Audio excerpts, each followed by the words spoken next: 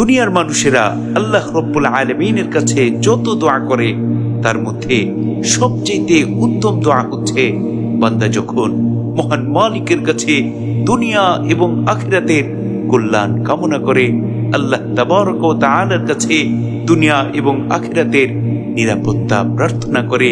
ওই দোয়াই হচ্ছে বান্দার জন্য সবচেয়ে উত্তম দোয়া।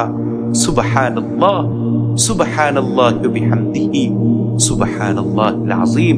এ সম্পর্কে সুনানে ইবনে মাজার 3851 নম্বর হাদিস।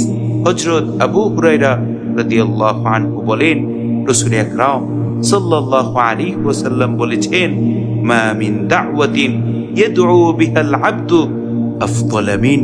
বান্দা যত রকম দোয়া করে তার মধ্যে সর্বোত্তম দোয়া হচ্ছে, আল্লাহুম্মা ইন্নী আসআলুকাল মুআফাতা ফিদ দুনিয়া ওয়াল আখিরাহ।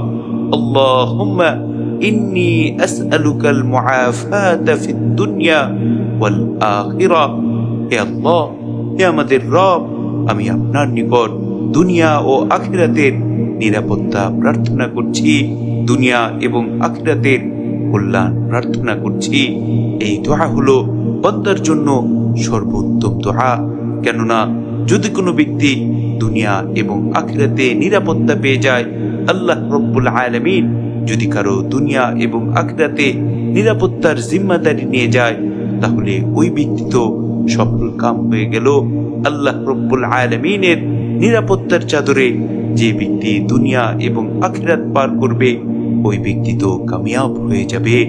সুবহানাল্লাহ, সুবহানাল্লাহি ওয়া বিহামদিহি, সুবহানাল্লাহিল আযীম। আল্লাহ রব্বুল আলামিন আমাদের প্রত্যেককে বেশি বেশি এই দোয়া পাঠ করার তৌফিক দান করুন। আল্লাহুম্মা ইন্নী আসআলুকাল মুআফাতা ফিদ দুনিয়া ওয়াল আখিরাহ। হে আল্লাহ, আপনার কাছে দুনিয়া এবং আখিরাতে নিরাপত্তা প্রার্থনা করছি। মহান মালিক আমাদের প্রত্যেককে দুনিয়া এবং আখিরাতে নিরাপত্তা দান করুন। আমিন।